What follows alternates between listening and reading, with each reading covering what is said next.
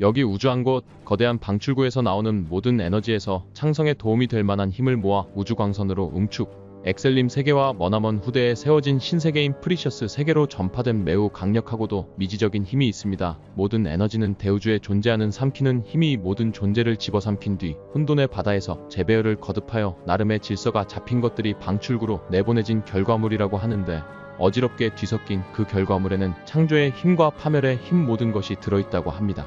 때문에 빛의 기둥의 꼴로 프리셔스 세계에 맺히는 힘에는 해당 세계를 구원하거나 창조와 유지에 유익한 힘이 깃들기도 하지만, 한편으로는 꾸준히 파멸하는 힘을 포함해 티폰과 같은 무시무시한 파괴력을 탄생시키기도 하는 것입니다. 그리고 우주를 방랑하며 미토스의 의지를 수행하는 무수한 파괴자들에게는 매우 뚜렷한 내비게이션 역할을 하기도 하죠. 바로 운명의 빗줄기라 불리는 아프탈리스입니다. 만물에 깃든 온갖 신성한 힘의 근원을 평소에 주변으로 가득히 내뿜고 있는 빛이죠. 그 거룩한 힘은 여러분의 세상에는 없는 미토스의 게임이라 불리는 이질적이고도 초월한 에너지로, 이는 진정 초월적 과학 영역을 비롯해 판타지를 현실로 이끌어낼 수 있게 하는데 가장 중심이 되는 힘이라 할 수 있습니다. 아프탈리스가 세계에 들어서는 순간에서부터 그 빛의 힘은 창조주 실피드의 위대한 만능구현력으로부터 통제받습니다. 평소에는 만능구현력을 운용하는 창조와 생동의 영령들이 실피드의 뜻을 따라 세계를 청색이념에 맞추어 윤택하게 해줄 수 있는 점지된 자들에게 항성을 넓고 둥글게 두른 성운무리를 거쳐 전달합니다. 실피드 아래 가장 권위 있는 질서 궤도자이며 실피드와는 의자매인 천상성왕 아리엘에게 그 힘이 독보적으로 흘러가고 있는 가운데 그 대부분은 그녀의 통치의 하늘인 엘 샤르나임으로 흐르고 있습니다. 나머지는 차기순위 질서 궤도 세력인 마법사의 대륙 엘로아 그리고 용성 아스나단으로 흘러가고 있죠. 그리고 세계의 황도인 아이테르뉴 대성역으로 흐르고 있는데, 이는 아프탈리스로부터 흘러드는 기운을 항시 감별하여 위기를 사전에 막고자 하는 실피드의 검속 차원입니다. 마계의 구심점인 메스타론 대적계에도 일부 그 힘이 전달되고 있으나, 이 힘은 천상성왕 아리엘이 베풀어준 힘으로써 격동시대 마렵에 벌어진 성마대전이 종결된 후 마족들이 인류가 개창한 시대를 맞아 오만방자한 인류를 응징하고자 구성한 신성 헤게모니 안에 복속되는 조건으로 제공한 힘입니다. 아프탈리스가 맺히는 땅 주변 일대에는 그곳을 차지해 자신을 증명하기 위한 타고난 운명들의 끝없는 전장이 펼쳐져 있습니다.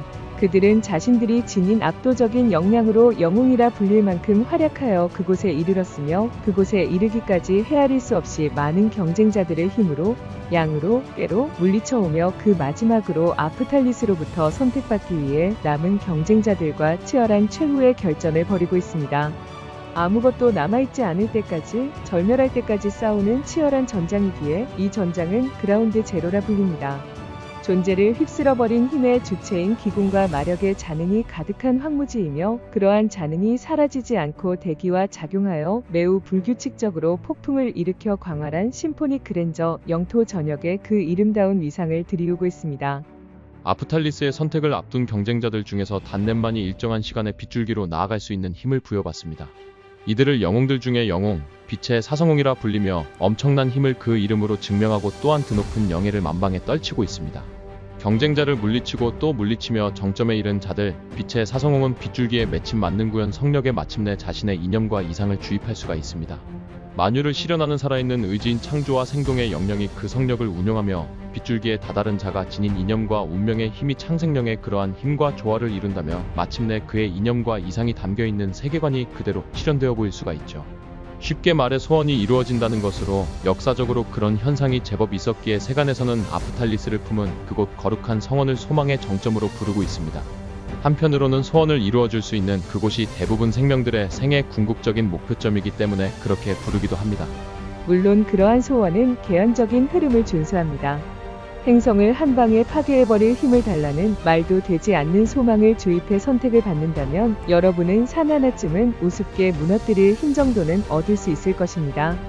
그래도 역사적으로 비범한 소원이 이루어진 적이 있었습니다. 바로 신화시대 당시에 누군가가 아프탈리스에 이르러 세계를 파멸시켜달라는 매우 단순하고 어리숙한 소원을 빌었는데, 그렇게 하기 위한 과정이 실제로 이루어지고 말았던 것이었죠.